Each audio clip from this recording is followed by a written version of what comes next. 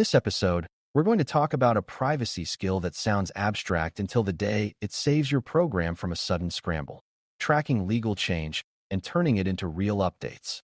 Privacy law is not one single rulebook that stays still, and organizations rarely operate in only one place, which means the meaning of compliant can shift depending on where people live, where services are offered, and what type of data is involved.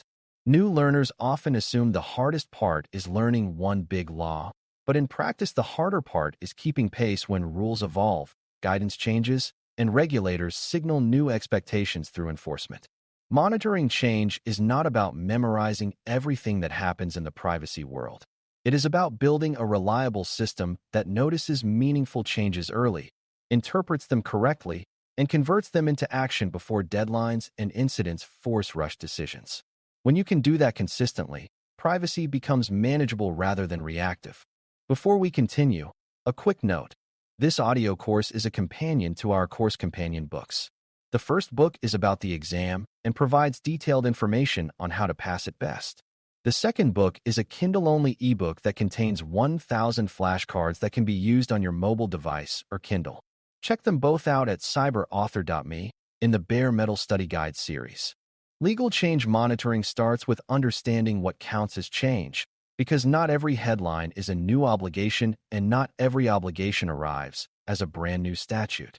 Sometimes change is a new law, but sometimes it is an amendment, a regulation that explains how a law will be enforced, or guidance that clarifies how a regulator interprets an existing rule. Sometimes the change is a court decision that reshapes how a concept is applied, such as what qualifies as personal data or what counts as adequate safeguards for cross-border transfers. Sometimes the change is enforcement behavior, where regulators begin focusing on a specific practice like targeted advertising or dark patterns, signaling that programs should tighten controls even if the law's words did not change. A beginner misunderstanding is thinking legal change is only about formal text, but program risk is shaped by interpretation and enforcement just as much. The monitoring system must therefore watch multiple types of signals and decide which ones require action. The next foundation is jurisdiction awareness, which means understanding where your organization's obligations come from and how to map them to real operations. Jurisdiction can be based on where the organization is established, where individuals are located, and where services are offered, and those factors can overlap in messy ways. Even within one country, different states or provinces can create different rights, notice expectations, and timelines, and across borders those differences become more pronounced. Many organizations also handle employee data, applicant data, and customer data, and different regimes treat those contexts differently, which changes what you must do and what you must document. Monitoring legal change without a jurisdiction map is like listening to a weather report without knowing which city you are in. A mature program maintains a living view of where it operates and what data contexts matter, so incoming legal signals can be matched to actual exposure rather than being treated as generic noise. A practical monitoring approach begins with defined sources of truth, because legal change is too broad to rely on casual awareness or social media summaries. Most programs combine internal legal expertise, outside counsel alerts, industry association updates, and regulator communications, and then they layer in a disciplined intake process so those inputs do not get lost. The important part is not the specific source, but the consistency of coverage and the reliability of interpretation. If you rely only on news coverage, you will hear about big events, but miss technical regulatory guidance that quietly changes expectations. If you rely only on one person's memory, vacations, and workload will create blind spots. A program manager's job is to build a repeatable channel where changes are logged, categorized, and reviewed, so the program does not depend on heroics. Monitoring is a system, not a mood, and it works best when it is designed like an operational pipeline. Once information comes in, the program needs a triage step that filters what is relevant and assigns it a priority, because otherwise every update feels urgent and teams burn out. Triage asks what changed, where it applies, what kind of obligation it creates or modifies, and when it becomes effective, because timelines are often where organizations get surprised. Some changes have immediate effect, while others have delayed effective dates, grace periods, or phased enforcement that still requires planning long before the first deadline. Triage also asks whether the change affects fundamental program components like notices, rights operations, vendor terms, retention, or security controls, because those areas usually require coordinated updates rather than a quick memo. A beginner mistake is treating triage as a legal-only activity, but triage should include program and operational perspectives so you can tell whether a change impacts systems, workflows, or external communications. This step turns legal noise into a manageable list of actionable items. Interpretation is the step where you translate legal language into plain operational meaning, and this is where privacy programs either become credible or become performative. Legal text often uses defined terms and conditions that are precise but not immediately obvious to non-lawyers, so interpretation must explain what the organization must do differently, not just what the law says. For example, a change might introduce a new right or modify the timing for responding, which means intake and case management workflows must adjust, not just policy wording. A change might redefine what counts as sale or sharing, which could affect how advertising technology is configured and how opt-out signals are honored. A change might create new notice disclosure expectations, which requires coordination between legal, product, and communications to ensure the user experience matches the new language. Interpretation should also identify uncertainties, because sometimes guidance is evolving and you need to decide on a defensible approach rather than waiting for perfect clarity. A strong program documents these interpretation decisions so they can be reviewed and updated as regulators clarify expectations. After interpretation, the program needs a gap analysis step that compares the new expectation to current reality, because you cannot plan updates without knowing where you already stand. Gap analysis asks whether you already meet the requirement, partially meet it, or do not meet it at all, and it should be evidence-based rather than assumption-based.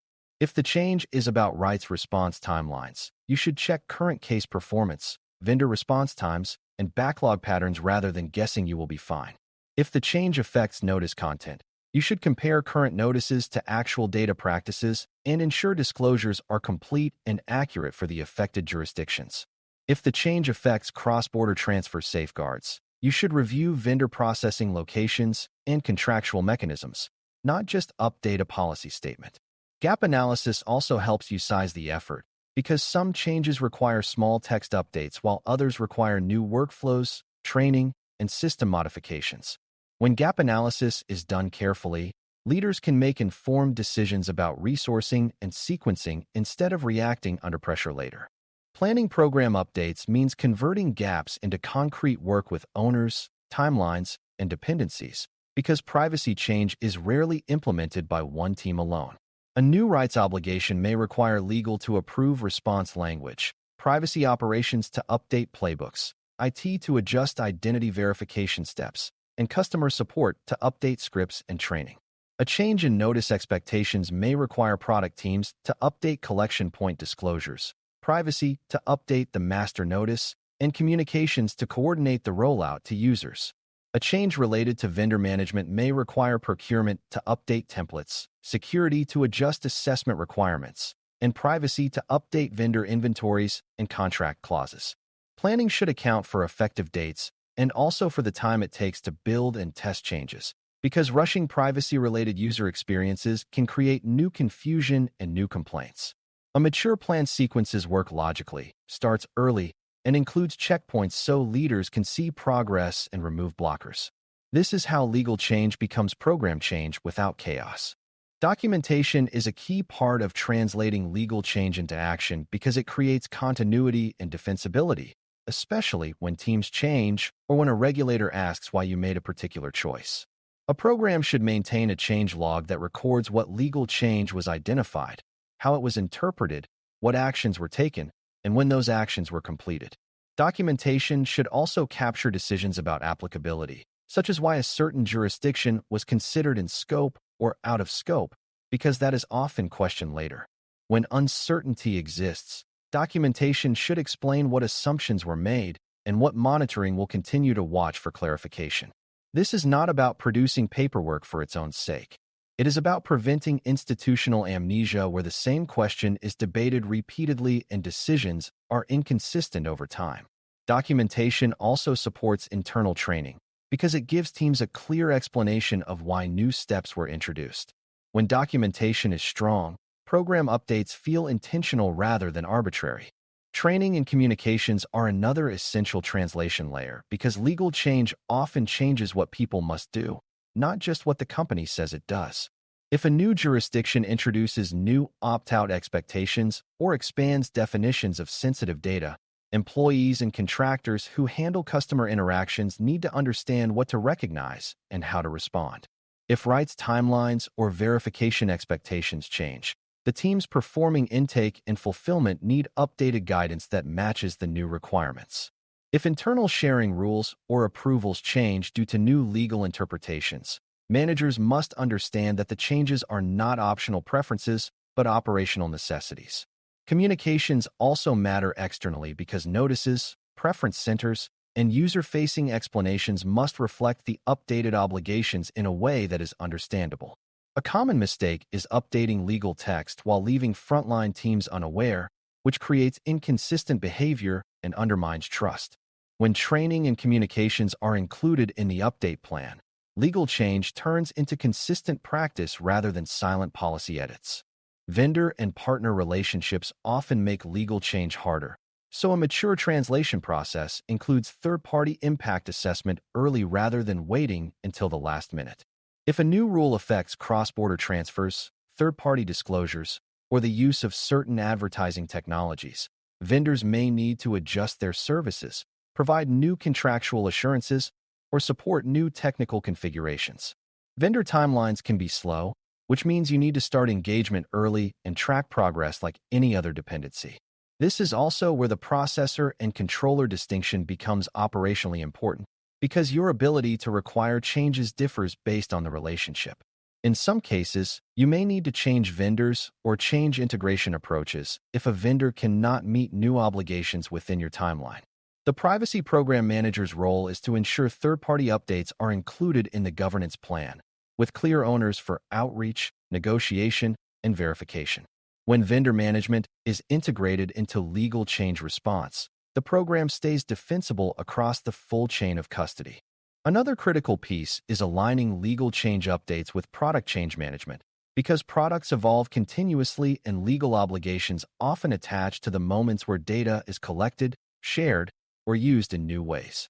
If your program treats legal change as a separate track from product development, you will constantly be catching up because new features can create new obligations or amplify existing ones. A mature approach connects legal change monitoring to product intake, so teams are informed early, such as flagging that a new jurisdiction's requirements affect how a feature should be designed or what disclosures must appear at collection points. This alignment also helps avoid rework, because it is easier to design a compliant and transparent user experience from the start than to retrofit it after launch. When you integrate monitoring with change management, you reduce the pattern of emergency patches and hurried notice updates. The privacy program becomes a planning partner rather than a last-minute reviewer, which improves both speed and quality.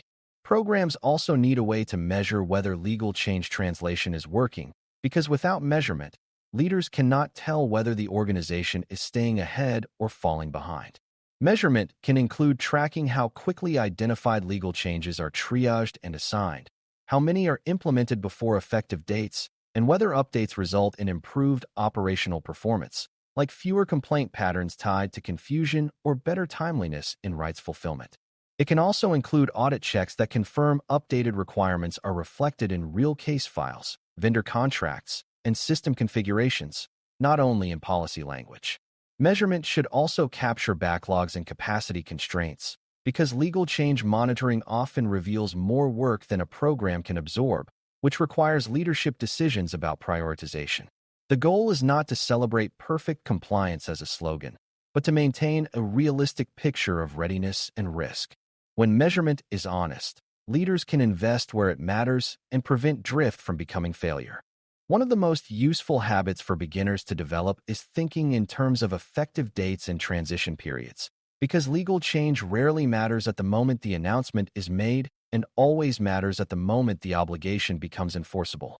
Effective dates influence scheduling, testing, training, and communications, and they also influence how you manage user expectations during the transition. If you roll out a new rights process, you may need to update intake forms and help center language at the same time so users understand the new path. If you change opt-out handling, you may need to coordinate across multiple systems so preferences are honored consistently. Otherwise, you will create complaints that undermine trust. Transition planning should also consider how to handle requests received during the changeover, because inconsistencies during the transition can create the appearance of unfairness. A defensible program can explain what changed, when it changed, and how it managed the transition without leaving people in the dark. Effective date discipline turns legal monitoring into reliable execution timing. As you bring this episode to a close, the key idea is that monitoring legal change is not an academic exercise. It is an operational capability that keeps a privacy program aligned with reality across jurisdictions. Monitoring works when it is built as a pipeline with reliable inputs, structured triage, and careful interpretation that turns legal language into plain operational meaning. Translation becomes real when gap analysis identifies what must change, planning assigns owners and timelines, and updates are documented, trained, communicated, and verified across systems and vendors. Integration with product and vendor change management prevents last-minute scrambles and reduces the chance of silent drift where practices no longer match obligations. Measurement and audit follow-through keep the program honest and continuously improving, ensuring legal change does not pile up as unmanaged risk. When you build this capability well, the privacy program gains stability because it can adapt calmly to new rules and expectations while maintaining consistent, trustworthy practices for the people whose data it holds. Thanks for listening. For more audio courses, daily newsletters, and more, please visit DailyCyber.News.